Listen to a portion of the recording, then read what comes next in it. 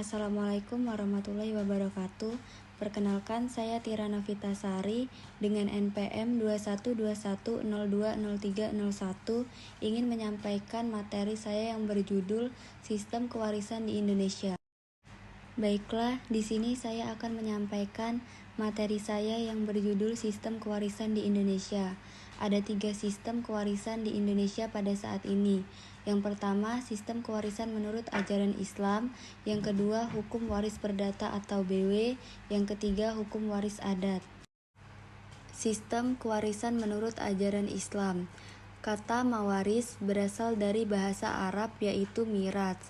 Bentuk jamaknya adalah mawaris, yang berarti harta peninggalan orang yang meninggal dan hendak dibagikan kepada ahli warisnya. Mawaris menurut hukum Islam adalah proses pemindahan harta peninggalan seseorang yang telah meninggal, baik yang berupa benda berwujud maupun yang berupa hak kebendaan, kepada keluarganya yang dinyatakan berhak menurut hukum. Ahli waris dalam hukum Islam secara garis besar dibagi menjadi 3 golongan. Yang pertama, ahli waris menurut Al-Quran atau yang sudah disebutkan di dalam Al-Quran. Yang kedua, ahli waris yang ditarik dari garis ayah, disebut dengan ashabah, yaitu golongan ahli waris yang mendapat bagian terbuka atau sisa. Yang ketiga, ahli waris menurut garis ibu, disebut zul arham. Golongan ini baru akan mewaris jika sudah tidak ada zul faraidah dan tidak ada pula ashabah. Rukun dan syarat-syarat kewarisan Islam. Yang pertama ada mawaris, yang kedua ada ahli waris, dan yang ketiga ada maurus atau harta waris. 2. Hukum waris perdata atau BW. Hukum waris adat adalah hukum adat yang memuat garis-garis ketentuan tentang sistem dan asas hukum waris, tentang harta warisan, pewaris dan waris, serta cara bagaimana harta warisan itu dialihkan penguasaan dan pemilikannya dari pewaris kepada waris. Hukum waris adat sebenarnya adalah hukum penerus harta kekayaan dari suatu generasi kepada keturunannya. Hukum waris berdasarkan Kitab Undang-Undang Hukum Perdata atau BW.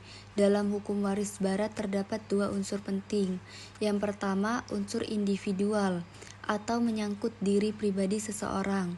Pada prinsipnya, seseorang pemilik atas sesuatu benda mempunyai kebebasan yang seluas-luasnya sebagai individu untuk berbuat apa saja atas benda yang dimilikinya, termasuk harta kekayaan menurut hendaknya. Unsur yang kedua, unsur sosial, menyangkut kepentingan bersama. Perbuatan yang dilakukan pemilik harta kekayaan sebagaimana dijelaskan dalam unsur individual dapat mengakibatkan kerugian pada ahli waris sehingga undang-undang memberikan pembatasan-pembatasan terhadap kebebasan pewaris demi kepentingan ahli waris. 3. Hukum waris adat.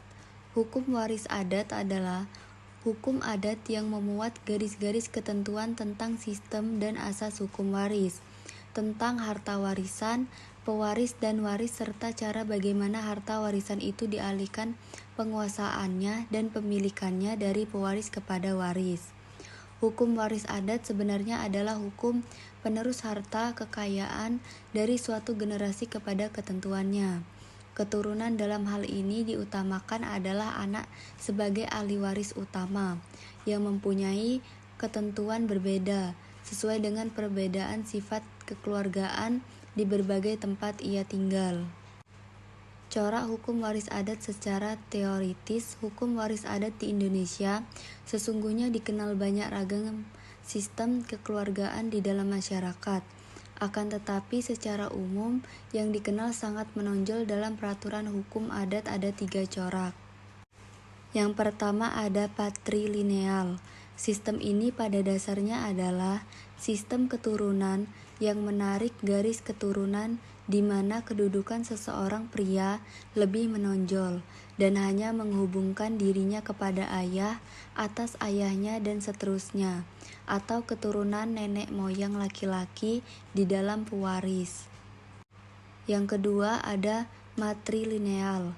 Dalam corak ini, keluarga menarik garis keturunan ke atas melalui ibu, ibu dari ibu, terus ke atas sehingga dijumpai seseorang perempuan sebagai moyangnya.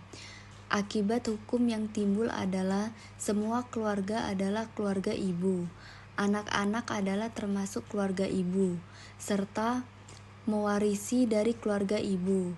Suami atau bapak tidak masuk dalam keluarga ibu atau tidak masuk dalam keluarga istri, sehingga dapat dikatakan bahwa sistem kekeluargaan yang ditarik dari pihak ibu ini kedudukannya wanita, lebih menonjol daripada pria di dalam pewaris. Contoh dari masyarakat hukum adat ini antara lain masyarakat Minangkabau. Dalam susunan ini kedudukan anak wanita sebagai ahli waris sehingga segala sesuatunya dikuasai oleh kelompok keibuan. Yang ketiga ada parental. Corak ini pada dasarnya adalah sistem yang menarik garis keturunan di mana seseorang itu menghubungkan dirinya baik ke garis ayah maupun ke garis ibu, sehingga dalam kekeluargaan semacam ini pada hakikatnya tidak ada perbedaan antara pihak ibu dan pihak ayah di dalam pewaris. Demikianlah materi yang dapat saya sampaikan. Mohon maaf jika ada salah kata. Terima kasih atas perhatiannya. Assalamualaikum warahmatullahi wabarakatuh.